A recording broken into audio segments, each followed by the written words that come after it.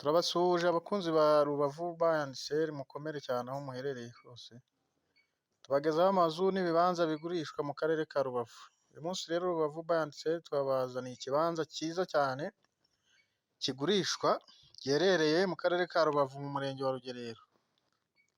Giherereye mu Rugerero abazi imbere ya Koleji Nyemeramihigo, ahantu hari uruganda rw'amazi ko twabyita Rwagihira. Ni aho ngaho, ni nka metero 500 uvuye kuri kaburimbo. Ni ikibanza cyiza cyane kiri hagati y'amazu, ahantu hatuwe nk'ako muri kukibona.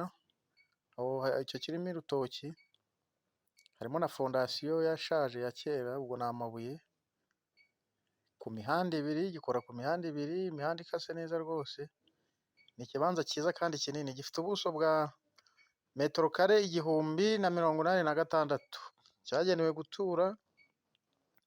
Urumva ko ari ikibanza cyiza, ushaka washyiramo na za nzu bajya bita 2 in 1, kandi buri nzu ikaba yabona entrée yayo kubera ko gikora ku mihanda ibiri. Uw'imbere n'uyu wundi wo mu Rubavu turi kubereka, na hariya imbere handi hari undi muhanda, ahantu mwabonye haparitse imodoka y'ubururu. Urabona ko kiri mu isangano ry'imihanda.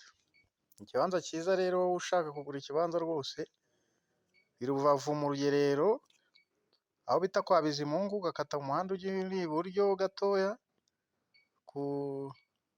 ugenda nka metero 500, ni aho ngaho ikibanza giherereye. Ikibanza cyiza kiri ahantu hatuwe neza, imihanda ikase, amazi, umuriro birahari.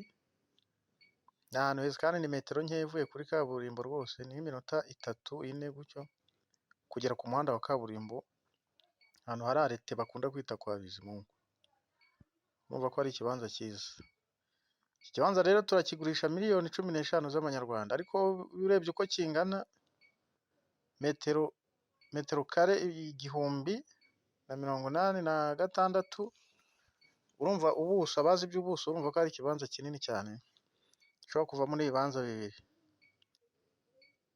Rero wowe ushaka ikibanza cyiza waturamo mu Rugerero rwose, iki kibanza ntikigucike. Duhamagare, ibyangombwa birahari, ba nyiracyo barahari, ibyangombwa bisobanutse rwose. Washimye ufite ayo mafaranga ukishyura, ni ukujya kugukorera mitasiyo, icyangombwa kikajya ku mazina yawe, ubutaka ukabwegukana.